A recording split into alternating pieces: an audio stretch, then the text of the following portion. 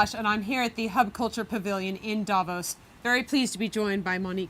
Thank you so much for coming along, CEO of Thomson Reuters Foundation. Tell me what's on your mind.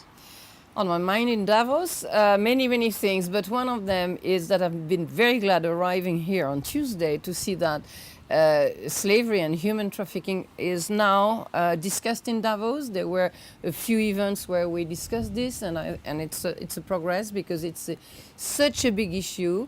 And it is especially such a big issue for all the big businesses because corporations have a big role to play in the fight against slavery. As you know, there are today in the world more than 35 million slaves.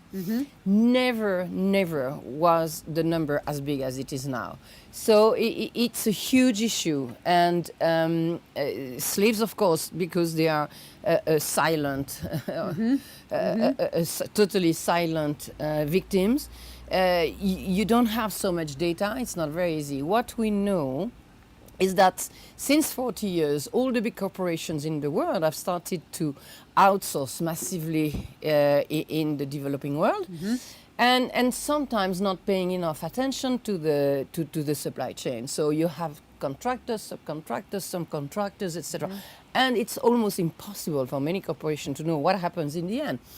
But they should be aware, because what happens is that you have many cases of slavery. So slavery increase instead of diminishing. It's a huge business. It's $150 billion business a year, according to the ILO, the International Labour Organization. And 1/3 of these people which are trafficked and enslaved are working in sex trafficking. 2/3 are labor workers, of which 5.5 million children. So this is just unbearable. This is one of the worst of the human crimes, if you could put a ranking on this on these violations and abuse. But today, corporations have to take action. And I think that the fact that it is now discussed in Davos shows that big corporations have understood they have to look into their supply chain and not only say, oh, let's do an audit here and don't care, let's see how you do it, but do a proper audit of the whole chain. Can you give me an example of where you've seen a company do an audit of its chain and find something they were unhappy with and fix it?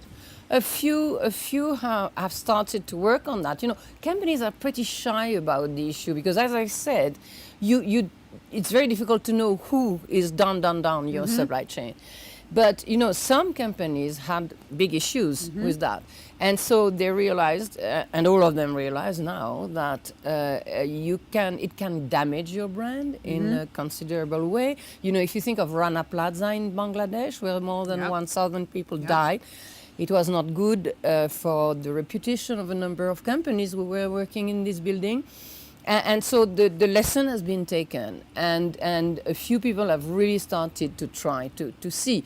Others try to impose minimum wages, etc. You know, but it's still very patchy. Apple has addressed the issue. You know, for instance, the mica industry. The mica industry is the things. Mica is the thing you do telephones, all your devices, and also you do all your cosmetics, lipsticks, etc. Use mica. I have a company in the UK called Lush. It's a big company, cosmetics. It's my last name. Oh, that's perfect. And, well, they have done well because they understood, because mica is produced essentially, 60% of the mica in the world is produced in India. And in India, it's very well known that children work in mica mines as slaves, and sometimes as young as 6 years old.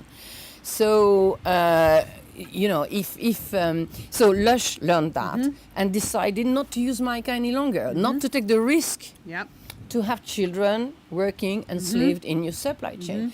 So, but Apple has taken action also, still small, but you know, it's a start. But the fact that we are now in Davos discussing these issues, I think, is a very positive sign, for me at least, because we do a lot of things on this issue through many programs of the foundation, and it's good. Good. Monique, thank you so much for coming by the Hub Culture Pavilion here in Davos, and I'm Edie Lush.